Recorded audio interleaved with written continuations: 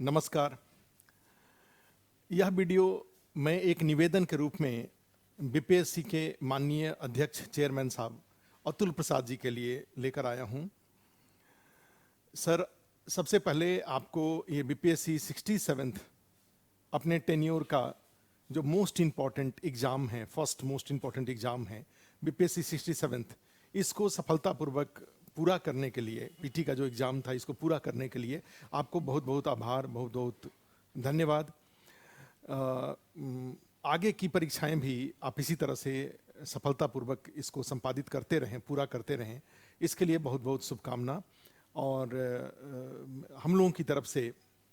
बच्चों के मन में बीपीएससी के एग्ज़ाम के प्रति या आपके द्वारा निर्धारित प्रक्रिया के प्रति सकारात्मक भाव बनाए रखने के लिए, ठीक है, जो भूमिका है उस भूमिका को सफलतापूर्वक निभाते रहने का भी आश्वासन मैं दे रहा हूं अपनी ओर से। आस्था इसके प्रमुख मेरा नाम आर कुमार है और मैं जो बीपीएससी के द्वारा जो परीक्षाएं ली जाती हैं उसमें पीटी, मेंस और साक्षात इंटरव्यू, इन तीनों में बच्चों को तीनों परीक्षाओं के जो एग्ज़ाम के जो चैलेंजेज हैं उसको ओवरकम करने में बच्चों को उनके अपने डिटर्मिनेशन, अपने स्ट्रॉन्ग विल में एक सपोर्ट सिस्टम के रूप में काम करता हूं। मैं यहाँ दिल्ली से आपसे आज कुछ निवेदन लेकर के इस परीक्षा के बीपीएससी 67th पीटी के सफलतापूर्वक संपादित होने के बाद इस परीक्षा के बारे में इस और आगे जो परीक्षा है बीपीएससी के द्वारा जो परीक्षाएं निर्धारित की गई हैं उसके लिए कुछ निवेदन लेके आया हूँ, जिस पर अगर संभव हो, अगर आपके पास तक ये मैसेज पहुँचे तो आप एक एक्सपीरियंस्ड मार्गदर्शक के रूप में बीपीएससी की परीक्षा की तैयारी करने वाले छात्रों के अनुभवी मार्गदर्शक के रूप में मेरे सुझाव पर भी थोड़ा ध्यान देंगे।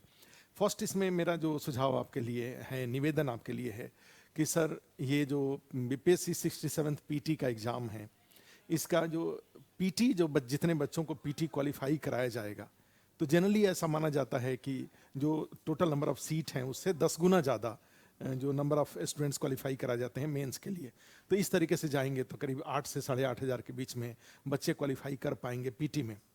मेरा निवेदन का आधार ये है कि आप खुद जानते हैं कि कितने तरह के रिजर्वेशन कैटेगरीज हैं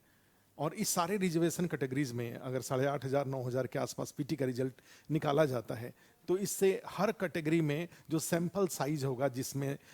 से आप मेंस दिला करके अच्छे क्वालिटेटिव ऑफिसर्स लेने की कोशिश करेंगे, वो सैंपल साइज छोटा हो जाएगा हर कैटेगरी में, क्योंकि पीटी का जब रिजल्ट की संख्या कम होंगी। तो यहाँ पे मेरा निवेदन ये है कि महाशय, ये जो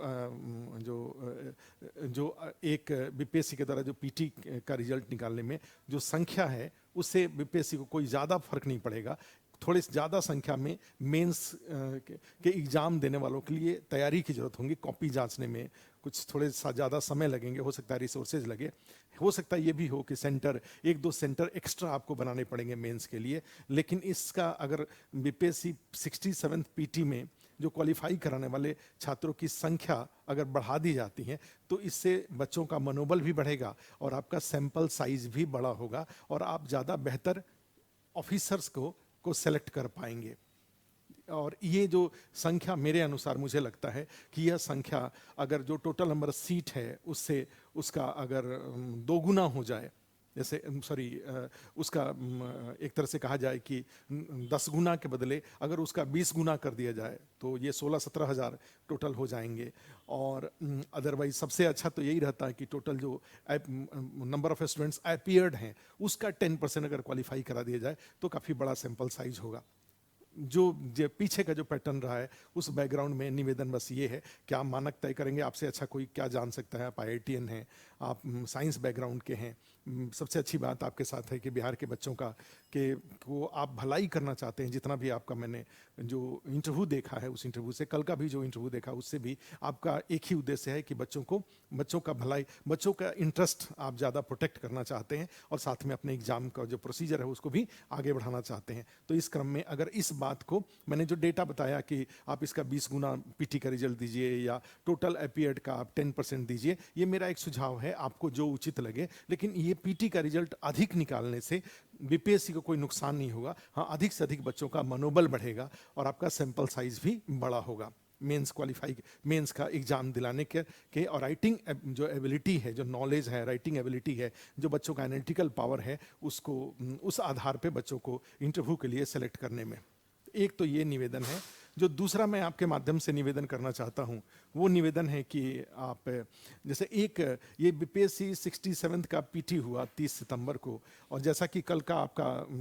प्रेस कॉन्फ्रेंस था, उस प्रेस कॉन्फ्रेंस में आपने बताया कि इसका मेंस का एग्ज़ाम आप दिसंबर लास्ट वीक में लेंगे, नवंबर में कभी आप पीटी का रिजल्ट निकालेंगे और उसके बाद लास्ट वीक में, दिसंबर लास्ट वीक या दिसंबर में आप मेंस का इसका एग्ज़ाम लेंगे। वहाँ से ये जो आपका जो आपकी जो घोषणा है उससे, उसके अनुसार टोटल बच्चों को करीब 3 महीने से भी कम समय मिलता है पीटी के एग्ज़ाम देने के बाद मेंस की तैयारी। आप जानते हैं कि बिहार का जो सोशल स्ट्राटा है उसमें भारी संख्या में, अब तो जो आपने ही कल क्वेश्चन, आपके पेपर में क्वेश्चन था कि 2021 के अनुसार बिहार में जो अर्बन पॉपुलेशन तो वो भी 15% ही,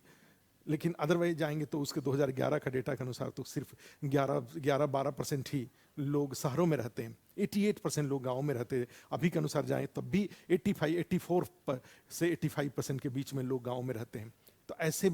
ऐसे राज्य जहाँ पे गाँव में रहने वालों की संख्या इतनी भारी संख्या में है,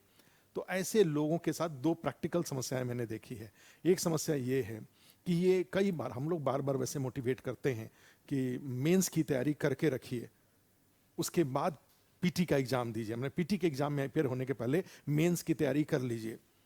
लेकिन कई बार एक दूसरा अप्रोच वहाँ पे ये आता है कि सर पीटी नहीं पास करेंगे तो मेंस की तैयारी से क्या फ़ायदा है, और वो जब तक पीटी का एग्ज़ाम होता है तब तक वो केवल पीटी की ही तैयारी करते रहते हैं। और आज जो भी मैंने फ़ोन रिसीव किया बच्चों से, बच्चियों से, उसका यही था कि कई लोगों का 104 105 सही हो रहा है, लेकिन उनका मेंस कुछ भी मेंस तैयार नहीं है। क्यों नहीं तैयार है? मेरी शादी हो गई, मैंने जो भी समय मुझे मिला मैंने पीटी का ही तैयारी कर पाई, मेरे पास मेंस का कोई, अब मैं इस तरह से मैं जो भी समय 6-7 घंटे मिलता था घर परिवार के बीच से, तो मैं पीटी ही कर पाई हूँ। अब मेरा 104 सही हो रहा है, 105 सही हो रहा है, मेरा 98 सही हो रहा है, मेरा 100 सही हो रहा है, जो कि मुझे लगता है कि इस बार के लिए जो लेडीज़ हैं उनके लिए 95-96 जो मार्क्स से ज़्यादा कट ऑफ उनका नहीं जाएगा। तो 104-105 सही करने वाले सोचिए कितने पोटेंशियल कैंडिडेट है वो लेडी। लेकिन समस्या उसकी ये थी कि वो पीटी की तैयारी करती रह गई, मेंस का दोनों, जीएस का दोनों पेपर ऑप्शनल उसका तैयार नहीं है।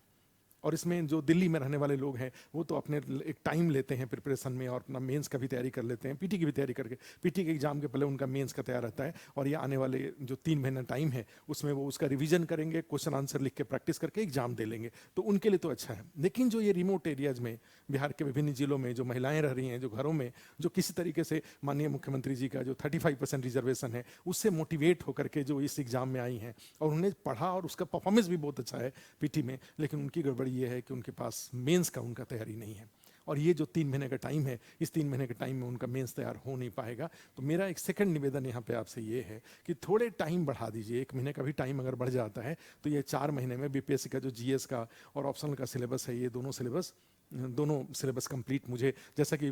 जो बच्चों से बात करके, जो लड़कियों से, महिलाओं से बात करके जो मुझे लगा, वो 4 महीने में हम लोग भी एक कोचिंग के मार्गदर्शक के रूप में बच्चों को जो भी जीएस के दोनों पेपर या ऑप्शनल या टेस्ट सीरीज के माध्यम से उनको एक आपके एग्जाम के चैलेंज को फेस करने लायक जरूर बना पाएंगे, उसको सपोर्ट कर पाएंगे। मतलब उनको, खैर उनका अपना इनहेरेंट टैलेंट है, वो काम करता है, आप तो खुद भी जानते हैं, लेकिन फिर भी कोचिंग की भूमिका होती है उन बच्चों को मोटिवेट करके, उन बच्चों को कंटेंट प्रोवाइड करके, उसका रोड मैप दे करके, कैसे आंसर लिखना है, इन चीज़ों को करके आपके चैलेंज को फेस करने के लिए हम उनको रेडी कर सकते हैं, अगर टाइम थोड़े और मिल जाए तो। नहीं तो बच्चे होपलेस हो जाएंगे। होपलेस होने का मतलब ये होता है कि उनको लगता है कि भाई ये 3 महीने में मेरी तैयारी ही नहीं हो पाएंगी, और 67 इतना अच्छा एग्जाम है, इतने अच्छे अच्छे पोस्ट इसमें हैं, और ये जो विशेषकर इससे सबसे ज़्यादा सफ़र लड़कियां करेंगी, महिलाएं करेंगी, क्योंकि वो पीटी ही तैयारी करती रह गई, मेंस का उन्होंने तैयारी नहीं किया। और सेकंड जो ग्रुप इससे सफ़र करेगा वो है रिमोट एरियाज में रहने वाले, और फिर जब कई बार लेट हो ही जाता है तो थोड़े 1 महीना बीपीएससी के द्वारा ही 1 महीना एग्जाम अगर लेट कर दिया जाता है तो इससे ज़्यादा फर्क नहीं पड़ेगा। थर्ड, मेरा तीसरा जो निवेदन महाशय आपसे ये है कि बीपीएससी 67 में आपने देखा कि ये एक बार एग्ज़ाम कैंसिल हुआ, फिर दोबारा ये एग्ज़ाम हुआ। मैं खुद दिल्ली से आपसे निवेदन कर रहा हूँ, और मैंने देखा है कि यहाँ से भारी संख्या में लोग राजधानी से लेकर के सारी ट्रेन से, फ्लाइट से, और काफ़ी लोग जाते हैं। और आपने जैसा कि देखा कि बच्चे स्टेशन पर जा कर के सोते हैं भारी संख्या में। कल मैं देख रहा था कई न्यूज़ चैनलों के माध्यम से कि सारे जो स्टेशन हैं, स्टेशन पर चूँकि बच्चे होटल का उतना जितना रेट वो मांगते हैं होटल वाले एग्ज़ाम के दिन, तो वो दे नहीं पाते हैं, तो वो स्टेशन पर सोते हैं। स्टेशन पर सो करके एग्ज़ाम जाके देते हैं। कितना फ्रस्ट्रेटिंग है वो उनके लिए, कितना डिफ़िकल्ट है। तो ऐसी स्थिति में दिल्ली आजकल तो एक तरह से सेकंड बिहार बन गया है। भारी संख्या में लोग यहाँ पे हैं, तो कोई टेक्निकल अगर प्रॉब्लम ना हो तो दिल्ली में तो इसके केंद्रीय विद्यालय हैं, दिल्ली सरकार के स्कूल हैं, बहुत सारे स्कूल हैं। और आपके जैसे जो खुद दिल्ली में भारत सरकार में अपने सेवाएं दे रखी है, दिल्ली को आप अच्छे से जानते हैं। यहाँ पर कुछ अधिकारी अगर पटना से अगर दिल्ली आ जाते हैं तो भारी संख्या में लोगों को बिहार जाने की जरूरत नहीं पड़ेगी, और यहाँ आप अच्छे से एग्जाम कंडक्ट करा सकते हैं। तो सेकंड जो मेरा आपसे निवेदन, थर्ड मेरा जो निवेदन ये है कि वहाँ से अगर संभव हो, अगर आपको लगता है कि ऐसा किया जा सकता है और आप बच्चों के इंटरेस्ट में तो काम करते ही हैं, तो ये जो निवेदन है, इस निवेदन को भी अगर कंसीडर किया जाता है तो बहुत अच्छा रहेगा। एक चूँकि मैं इस बात का आपका जो इंटरव्यू जो आता है न्यूज़ चैनलों पे, उसको देख करके मुझे ज़रूर ऐसा लगता है कि आप ओपन माइंड के आदमी हैं। अगर आपको कोई सुझाव दिया जाता है, अच्छा सुझाव दिया जाता है, तो आप उसको एक्सेप्ट करते हैं। जैसा कि परसेंटाइल सिस्टम को हटा करके आप खुद सोचिए कितनी बच्चों को आंदोलन करना पड़ा, कितनी बड़ी समस्या से बीपीएससी भी मुक्त हुआ, बच्चे भी फ्री हुए, और आज एग्जाम कंप्लीट होकर के बच्चे अपने कट ऑफ चेक कर रहे हैं कितना उनका मार्क्स सही हुआ है, उसके अकॉर्डिंग वो आगे का। अदरवाइज सोचिए कितना डिस्प्यूट इंतजार कर रहा था बीपीएससी का। कल भी जो आपका इंटरव्यू था उसमें आपने एक बात कही, उससे भी मुझे लगा कि शायद आपको सुझाव दिया जाए। आपको एक अच्छे सुझाव की ज़रूरत रहती है, क्योंकि आप IITian हैं, इंटेलिजेंट आदमी हैं। और एक आपने देखा होगा कि सुना होगा कि एक आइंस्टीन कहीं अपने थे कहीं पे, एक बिल्डिंग से दूसरे बिल्डिंग में उनको जाना था, और एक बिल्डिंग के किनारे चूँकि धूप बहुत तेज़ थी तो वो जा नहीं पा रहे थे, वो वहाँ से निकल नहीं रहे थे, वो खड़े थे वहाँ पे काफ़ी देर तक। तो एक प्यून आया उधर से और आकर के उनसे पूछा कि साहब क्यों खड़े हैं? तो उन्होंने कहा कि देख नहीं रहे हो कितना धूप है? तो फिर उसने क्या किया कि वो जो छाता उसके पास था, छाता उनको दे, सर ये छाता ले लीजिए ना, इस छाता को लेके चले जाइए, धूप नहीं लगेगा। उनको एकदम से ज्ञान हुआ, अच्छा ऐसा भी हो सकता है। तो आइंस्टीन जैसे साइंटिस्ट को भी कई बार सुझाव की जरूरत पड़ जाती है, और एक छाता जैसा सुझाव उनको दिया गया उन्होंने। तो उसी तरह से आप IITian हैं, आपको भी, क्योंकि मैं कल जो इंटरव्यू आपका देख रहा था उसमें एक जो स्टेटमेंट आपने जो दिया कि रिजर्वेशन की कैटेगरी को चेंज करने का आप मौका देंगे।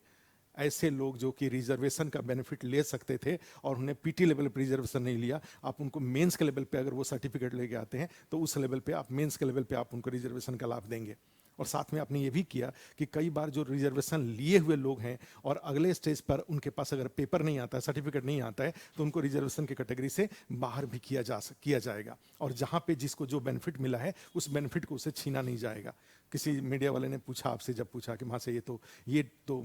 एक इसका जो सेकंड पार्ट है वो तो बहुत गड़बड़ है कि कोई मान लीजिए सारे बिहार के लोग क्या करेंगे, सारे जो बच्चे हों, बहुत सारे ऐसे बच्चे होंगे, शरारती टाइप के बच्चे होंगे या बच्चे होंगे, वो क्या करेंगे कि जब पीटी का फॉर्म भरेंगे तो उसमें वो अनुसूचित जाति में या हैंडीकैप्ड में या इस तरीके से किसी में जहाँ कट ऑफ बहुत कम जाता है उस कैटेगरी को ऑप्ट कर लेंगे, वो ऑप्ट करके पीटी पास कर लेंगे। जब मेंस की बारी आएगी तो वो सर्टिफिकेट अपना नहीं देंगे, सर्टिफिकेट नहीं देंगे, आप उनको क्या करेंगे, आप उनको उस कैटेगरी से बाहर निकाल देंगे। वो कैटेगरी का बेनिफिट मेंस में आप नहीं देंगे, लेकिन पीटी में जो कैटेगरी का बेनिफिट वो ले चुका है उसको आप उससे छीनेंगे नहीं। तब तो सोच के देखिए कि अनुसूचित जाति में का रिजर्वेशन कैटेगरी ऑप्ट करने वालों की संख्या कितनी ज़्यादा बढ़ जाएंगी। तो फिर वो उस मीडिया वाले ने, तो आपने कहा कि उसको नहीं, हम फिर आपने उसको करेक्ट किया